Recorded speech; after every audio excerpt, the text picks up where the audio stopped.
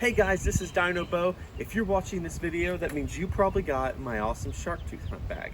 And if you haven't, then stop and get one right now because they're totally cool and amazing. Now, this video, I'm gonna be showing you some really kind of cool tips and tricks to really help you find the most stuff that you can out of this. So my first two tips are background and light.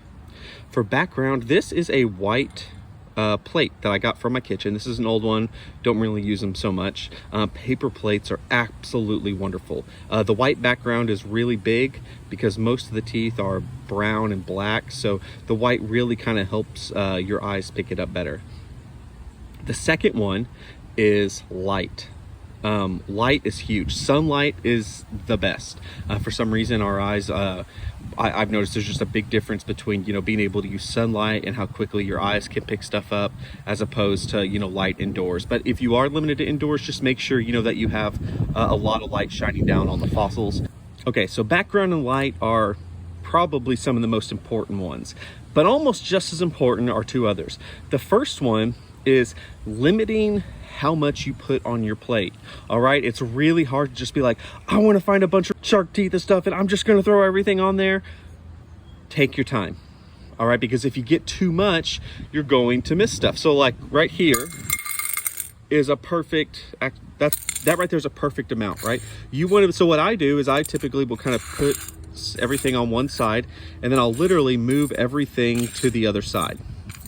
All right, this shouldn't be, and look, oh wow, look at that. We got two teeth right here. See, look at that. So already, but you could see now if I had all of this, it's a lot harder. Those two teeth are still in this area, but it's a lot harder to find them now because everything is covered, okay? Most of the teeth in here are small, right? We may have some big teeth like this, right? Like that is just super cool and awesome. But for every maybe one of these, you'll find 10 or 20 small teeth. Go over everything at least twice, sometimes 3 times. I can't tell you how many times I've gone through and on my 3rd or 4th pass, I'll find an amazing, incredible tooth. It's really easy to just be like, oh, look, I went through it once, I didn't find anything. Let's go on to the next scoop, all right? I can almost guarantee you, especially when you're first starting to do this, you will miss stuff. I recommend a minimum of 2. I would do 3 passes. Just because something is sharp and pointy does not necessarily mean it's a shark tooth. See this thing right here? This is just an old piece of metal, right? It's pointy. Looks cool, but it's not actually a shark tooth. You can see this, if I can pick it up, that looks like a shark tooth, right? It almost looks like it fell out of the mouth a few weeks ago. You can see you actually have some like shiny kind of texture and stuff here. That looks like a tooth. All right, this is sharp and pointy, but it doesn't look like a tooth, right? It's just a rock. It looks like a rock, and that's because it is a rock. All right, now one of the things I talked about is how some of this stuff is really, really small. What you can see here is that these are all teeth to rays, actual stingrays. They have like little bitty teeth in their mouth. That's what these are. To me, in my mind, for some reason, they kind of look like half of a football. Like if you could imagine a football, there's like half, and you can kind of see sometimes there's like little lines and stuff in them.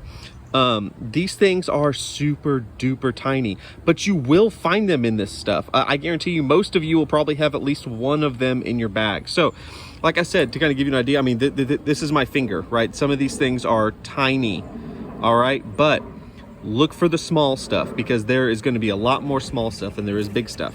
All right, guys, that's my video. Hopefully I gave you guys some really good tips and tricks of how to find stuff. But if you take nothing else, just please go nice and slow. One of the things you can kind of see, all the rocks and the teeth in here, they're the exact same color. So if you just think you're going to go through this whole bag in like 30 minutes and find everything, you're absolutely going to be throwing away really cool 90-million-year-old fossils.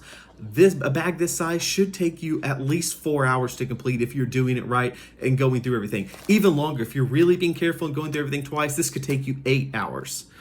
So don't just fly through this, right? Because some of the coolest stuff that we find here are really small.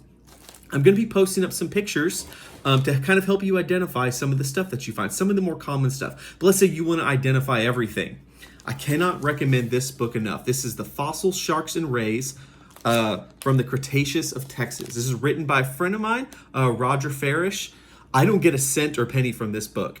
This book is just that amazing. As you can kind of see in here, it gives you wonderful pictures of stuff of the different types of teeth, and it explains stuff. This book is the best thing you could have if you're actually wanting to go through and identify stuff. So thanks a ton for your support in purchasing these. I know you guys are going to find some really, really cool stuff in there. So have fun with those bags, guys.